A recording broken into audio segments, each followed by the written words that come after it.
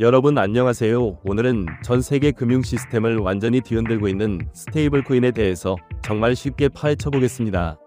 뉴스에서 자주 들리는데 도대체 뭔지 모르겠고 암호화폐랑 뭐가 다른지 헷갈리셨죠? 오늘 이 영상 하나면 여러분도 전문가처럼 스테이블 코인을 이해할 수 있고 왜 이게 세계 경제를 흔들고 있는지 명확하게 아실 수 있습니다. 초등학생도 알아듣게 쉽게 설명해 드릴 테니까 끝까지 집중해 주세요. 자, 그럼 바로 시작하겠습니다. 스테이블 코인이 왜 생겼는지부터 이야기해 보겠습니다. 우리가 쓰는 돈은 나라가 만드는데 한국은 원화, 미국은 달러, 일본은 엔화, 이렇게 나라마다 다 다른 돈을 쓰고 있고 이게 불편한 점이 엄청 많습니다. 예를 들어 볼게요. 여러분이 미국에 있는 친구한테 100만 원을 보낸다고 해봅시다. 은행 가서 송금 신청하면 일단 한국은행에서 중간은행으로 가고 중간은행에서 또 다른 중간은행으로 가고 그러다가 마침내 미국은행에 도착하는데 이 과정이 며칠씩 걸리고 빠르면 이틀, 느리면 일주일도 걸립니다. 수수료도 장난 아니어서 보내는 수수료, 받는 수수료, 중간 수수료 다 합치면 몇만 원씩 나가고 심지어 북한이나 이란 같은 나라는 아예 송금이 막혀 있어서 국제금융 제재 때문에 돈을 보낼 수가 없는 겁니다. 그래서 사람들이 생각했습니다. 우리 그냥 전 세계 어디서나 똑같이 쓸 수 있는 인터넷 돈 만들면 안 될까? 은행 거치지 않고 카카오톡 보내듯이 돈을 보낼 수 있으면 얼마나 편할까 하는 생각에서 나온 아이디어가 바로 암호화폐입니다. 비트코인이 2009년에 처음 등장했을 때 사람들은 드디어 은행 없이도 전 세계 누구한테나 돈을 보낼 수 있게 됐다고 환호했는데 근데 문제가 하나 생겼습니다. 바로 가격이 미친듯이 요동친다는 건데 오늘 비트코인 가격이 5천만 원이었는데 내일 4천만 원이 되고 모레는 다시 5,500만 원이 되는 식으로 가격이 들쑥날쑥하면 돈으로 쓰기가 정말 어렵습니다. 생각해보세요. 여러분이 편의점에서 음료수 사는데 오늘은 3,000원인데 내일은 2,000원, 모레는 4,000원이면 장사가 안 되고 받는 사람도 불안해서 월급을 비트코인으로 받았는데 다음날 가치가 반토막 나면 큰일이지 않습니까? 그래서 나온 게 스테이블 코인인데 스테이블은 안정적이다, 흔들리지 않는다는 뜻으로 가격이 안정적인 암호화폐라는 겁니다. 어떻게 안정적으로 만드느냐 하면 달러나 금 같은 진짜 자산에 가격을 묶어놓는 건데 이 스테이블 코인은 1달러 안 갔다 이렇게 고정시키는 거죠. 마치 인터넷에서 쓰는 디지털 달러 지갑이라고 생각하시면 되는데 이게 바로 스테이블 코인이 등장하게 된 배경입니다. 스테이블 코인이 가격을 안정적으로 유지하는 방법은 크게 세 가지가 있는데 첫 번째는 법정화폐 담보 방식으로, 이게 제일 흔하고 이해하기 쉽습니다. 예를 들어 테더라는 회사가 있는데 이 회사가 USDT라는 스테이블 코인을 발행하면서 우리가 1USDT를 발행할 때마다 진짜 1달러를 은행에 보관해 놓겠고 여러분이 언제든지 USDT를 가져오면 진짜 달러로 바꿔드리겠다고 약속하는 겁니다. 마치 옛날 금본위제 같은 건데 옛날에는 돈을 은행에 가져가면 금으로 바꿔줬잖아요. 스테이블 코인도 똑같아서 진짜 달러로 뒷받침되니까 가격이 1달러에서 안 흔들리는 겁니다.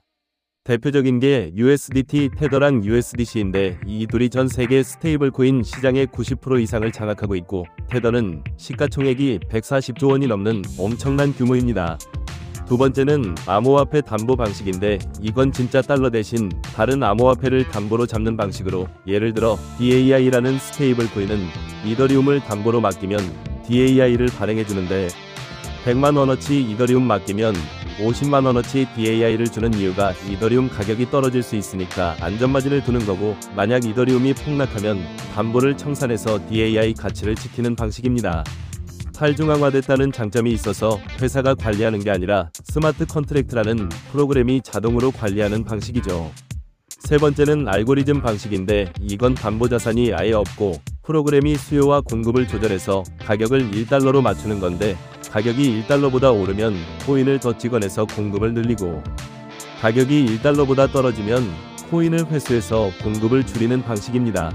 이론상으로는 완벽해 보이는데 실전에서는 잘 안 돼서 2022년에 루나 코인이랑 연결된 UST라는 알고리즘 스테이블 코인이 시가총액 50조 원까지 갔었는데 순식간에 붕괴되면서 가격이 1달러에서 0원까지 떨어져서 수십조 원이 증발하고 투자자들이 엄청난 손실을 봤기 때문에 지금은 알고리즘 방식은 신뢰를 잃었고 대부분의 스테이블 코인은 첫 번째 방식인 법정화폐 담보 방식을 사용하고 있습니다. 스테이블 코인이 국제 송금을 완전히 바꾸고 있다는 이야기를 해보겠습니다. 지금 우리가 해외로 돈을 보내는 시스템은 SWIFT라는 국제은행 간 통신망을 쓰는데 이게 1973년에 만들어진 시스템이라 50년 전 기술이고, 한국은행에서 미국은행으로 돈을 보내려면 여러 단계를 거쳐야 해서 한국은행이 SWIFT 메시지를 보내고 중간 은행들이 이걸 확인하고 전달하고 미국은행이 받아서 처리하는 이 과정이 2일에서 5일 걸립니다. 수수료도 비싸서 100만원 보내는데 2만원에서 5만원 나가고 주말이나 공휴일에는 아예 안 되는데 은행이 쉬니까요. 근데 스테이블 코인은 완전히 달라서 블록체인 네트워크를 이용해서 직접 전송하니까 중간 은행이 필요 없고, 카카오톡으로 사진 보내듯이 바로 전송되는데 시간은 몇 초에서 몇 분이고 수수료는 거의 없어서 이더리움 네트워크 쓰면 몇백 원 정도이고 주말 공휴일 상관없이 24시간 365일 작동합니다. 실제 사례를 보면 필리핀에서 일하는 외국인 노동자가 많은데 이들이 고향 가족한테 송금할 때 전통 방식으로 하면 수수료가 10% 가까이 나가서 100만원 보내면 10만원이 수수료로 나가는데, 스테이블 코인으로 보내면 수수료가 1%도 안 되니까 필리핀, 베트남, 인도네시아 이런 나라에서 스테이블 코인 사용이 폭발적으로 늘고 있습니다. 세계은행 통계를 보면 전 세계 송금 시장 규모가 연간 1000조 원이 넘는데 이 중에서 스테이블 코인으로 하는 송금이 빠르게 늘고 있고, 2024년 기준으로 스테이블 코인 거래량이 연간 15경 원을 넘어서서 비자, 마스터카드 같은 신용카드 결제 금액을 이미 추월했다는 건 그만큼 사람들이 스테이블 코인을 실제 돈처럼 쓰고 있다는 증거입니다. 스테이블 코인이 약한 나라 경제를 흔드는 이유에 대해 정말 중요한 이야기를 해보겠는데, 스테이블 코인은 단순히 편리한 송금 수단이 아니라 나라 경제 자체를 뒤흔들 수 있는 무기입니다. 아르헨티나라는 나라를 예로 들어볼게요. 이 나라는 인플레이션이 정말 심해서 2023년 기준으로 물가 상승률이 연간 200%가 넘는데, 작년에 100만 원이던 물건이 올해는 300만 원이 된다는 건 돈 가치가 미친 듯이 떨어지는 거죠. 그래서 아르헨티나 사람들은 자기 나라 돈을 믿지 않아서 월급 받자마자 달러로 바꾸려고 하는데, 근데 문제가 있는 게 아르헨티나 정부가 달러 사는 걸 규제해서 외환 유출을 막으려고 은행에서 달러로 바꾸려면 한도가 있고 세금도 엄청 붙습니다. 그래서 사람들이 암시장에서 달러를 사는데 불법 환전상한테 비싼 가격 주고 사는 거죠. 근데 스테이블 코인이 등장하면서 상황이 완전히 바뀌었는데 이제 휴대폰만 있으면 누구나 달러 가치를 가질 수 있게 된 겁니다. 암호화폐 거래소에서 자기 나라 돈으로 USDT를 사면 바로 달러 가치를 갖게 되는 건데 정부가 막을 수가 없습니다. 인터넷으로 거래되니까요. 2024년 통계를 보면 아르헨티나 국민의 30% 이상이 스테이블 코인을 보유하고 있어서 자기 나라 돈보다 스테이블 코인을 더 신뢰하는 겁니다. 이런 현상을 달러라이제이션이라고 부르는데, 한 나라의 통화 시스템이 달러에게 잠식당하는 거고 베네수엘라, 터키, 나이지리아 이런 나라에서도 똑같은 일이 벌어지고 있습니다. 정부 입장에서는 정말 위험한 게 통화 주권을 잃는 거거든요. 나라가 돈을 찍어내도 국민들이 안 쓰고, 스테이블 코인을 쓰니까 정부가 경제 정책을 펼칠 수가 없어서 금리를 올리든 내리든 소용이 없는데 국민들이 자기 나라 돈을 안 쓰니까요. 이게 스테이블 코인의 진짜 무서운 힘인데 한 나라의 경제 시스템 전체를 무력화시킬 수 있다는 겁니다. 반대로 미국 입장에서는 스테이블 코인이 엄청난 축복인데 왜 그런지 설명해 드릴게요. 스테이블 코인 발행사들은 담보 자산을 어디에 보관하느냐 하면 대부분 미국 국채에 투자하는데, 테더를 예로 들면 테더가 140조 원어치 USDT를 발행했다면 140조 원어치 자산을 어딘가에 보관해야 하고, 이 돈의 대부분을 미국 국채로 사는데, 왜냐하면 미국 국채가 세계에서 가장 안전한 자산이거든요. 다른 스테이블 코인 발행사들도 마찬가지여서 USDC 발행사인 서클도 대부분을 미국 국채로 보유하니까 스테이블 코인이 많이 발행될수록 미국 국채를 더 많이 사게 되는 구조입니다. 지금 테더와 서클을 합치면 미국 국채 보유량이 200조 원이 넘는데 이게 웬만한 나라보다 많고 한국 정부가 갖고 있는 미국 국채보다 많습니다. 이게 미국한테 엄청난 이득인데, 미국은 빚이 많아서 연방정부 부채가 4경 원이 넘는데 이 빚을 누가 사줘야 하는데 스테이블 코인 발행사들이 계속 사주는 겁니다. 게다가 전 세계 사람들이 스테이블 코인을 쓴다는 건 결국 달러를 쓴다는 거니까 달러의 지배력이 더 강해지는 거죠. 중국이나 러시아가 탈달러화를 시도하는데 스테이블 코인 때문에 오히려 달러 영향력이 더 커지고 있는 아이러니한 상황입니다. 트럼프 전 대통령이 스테이블 코인의 긍정적인 이유가 바로 이거인데, 미국의 금융 패권을 더 강화시켜주는 도구니까요. 실제로 2024년 미국 의회에서 스테이블 코인 규제 법안을 논의하고 있는데 규제를 강화하되 완전히 막지는 않는 방향으로 가고 있습니다. 미국 입장에서는 스테이블 코인이 달러 패권을 강화시키는 무기인데 왜 막겠습니까? 스테이블 코인이 결제 시장을 완전히 장악하고 있다는 이야기를 해보겠습니다.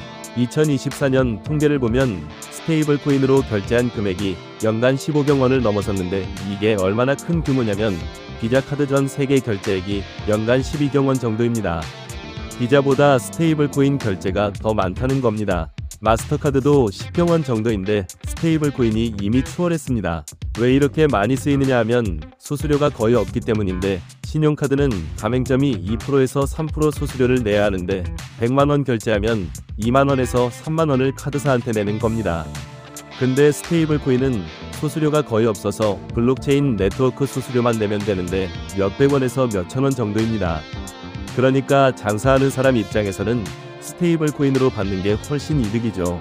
실제로 동남아시아에서는 이미 많은 가게들이 스테이블 코인 결제를 받고 있고 베트남, 태국, 필리핀 같은 곳에서는 QR코드로 스테이블 코인 결제하는 게 일상화되고 있습니다.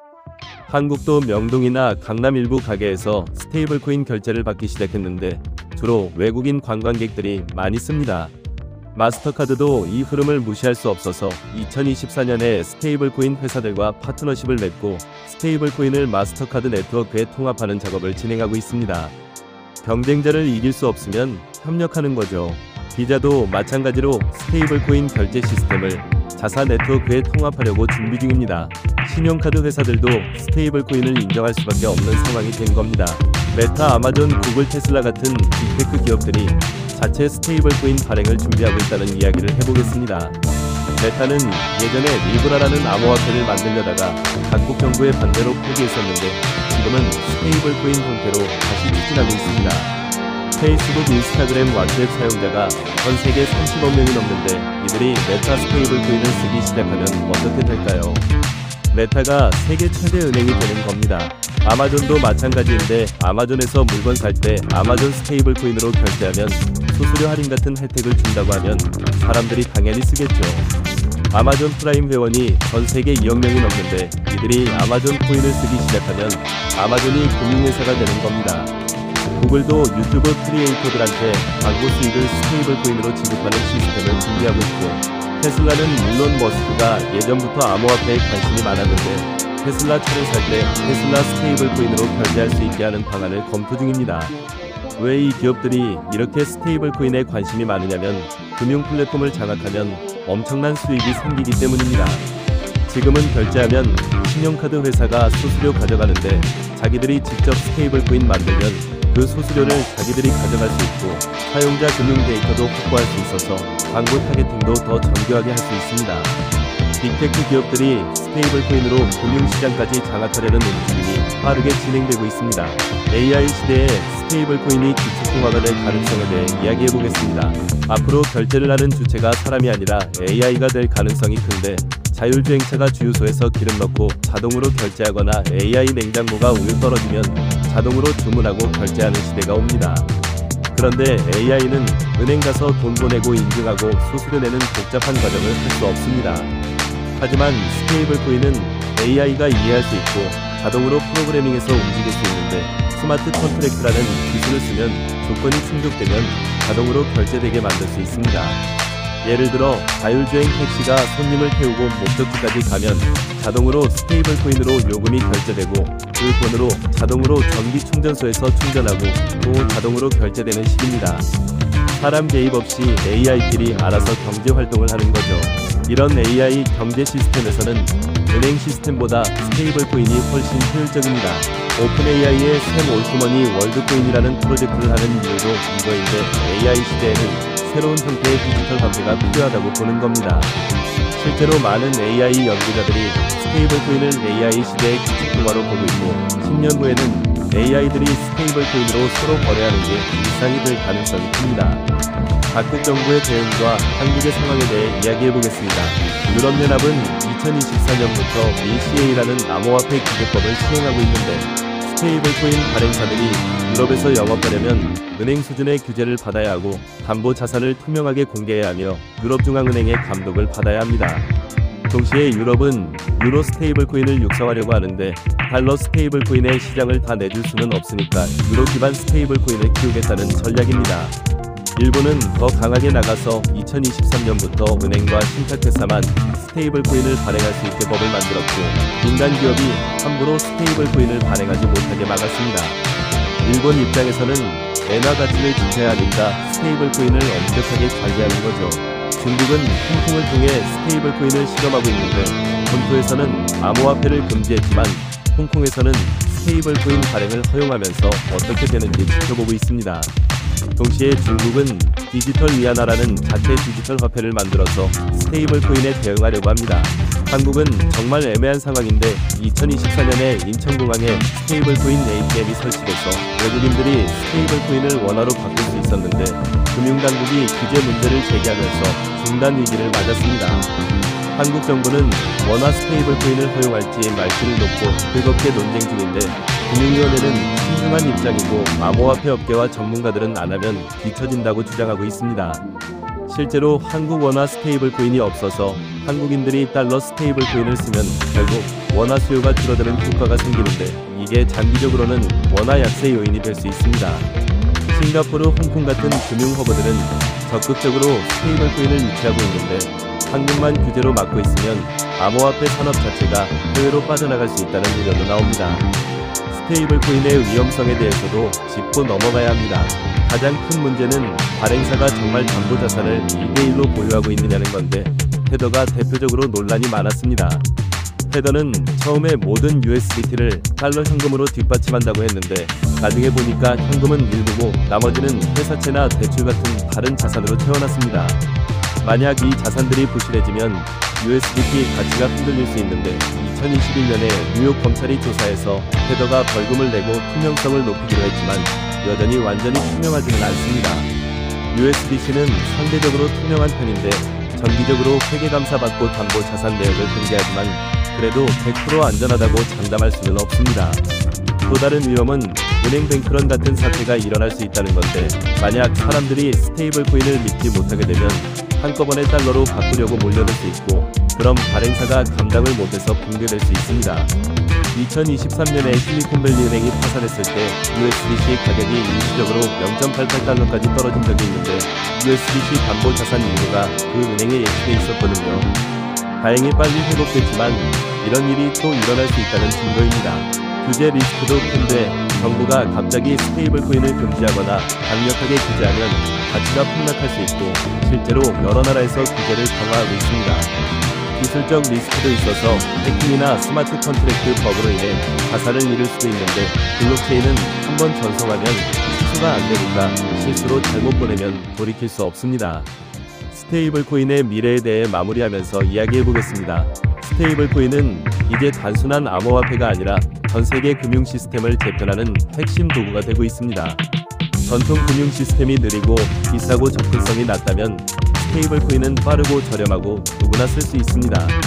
특히 은행 계좌가 없는 전 세계 17억 명의 사람들에게 스테이블 코인은 금융 서비스에 접근할 수 있는 유일한 수단이 될 수 있습니다. 스마트폰만 있으면 누구나 스테이블 코인 지갑을 만들어서 전 세계와 거래할 수 있으니까요. 앞으로 5년 안에 스테이블 코인 시장 규모가 지금의 5배인 1,000조 원을 넘을 거라는 전망이 많고, 빅테크 기업들이 본격적으로 뛰어들면 더 빠르게 성장할 겁니다. 중앙은행들도 대응하고 있어서 각국이 CBDC라는 중앙은행 디지털 화폐를 만들고 있는데, 이번 정부가 발행하는 디지털 돈으로 스테이블 코인과 경쟁하게 될 겁니다. 한국은행도 디지털 원화를 연구하고 있고, 중국은 이미 디지털 위안화를 시범 운영하고 있습니다. 결국 미래는 스테이블 코인 같은 민간 디지털 화폐와 CBDC 같은 공공 디지털 화폐가 공존하면서 경쟁하는 구조가 될 가능성이 큽니다. 소비자 입장에서는 선택지가 많아지니까 좋은 일이고, 더 편리하고 저렴한 쪽을 선택하면 되는 거죠. 한 가지 확실한 건 돈의 미래가 디지털로 가고 있고, 스테이블 코인이 그 중심에 있다는 겁니다. 여러분도 이제 스테이블 코인이 뭔지 왜 중요한지 이해하셨을 거고, 앞으로 경제 뉴스 볼 때 훨씬 더 잘 이해하실 수 있을 겁니다. 오늘 영상이 도움이 되셨다면 구독과 좋아요 부탁드리고 다음에 또 유익한 경제 이야기로 찾아뵙겠습니다.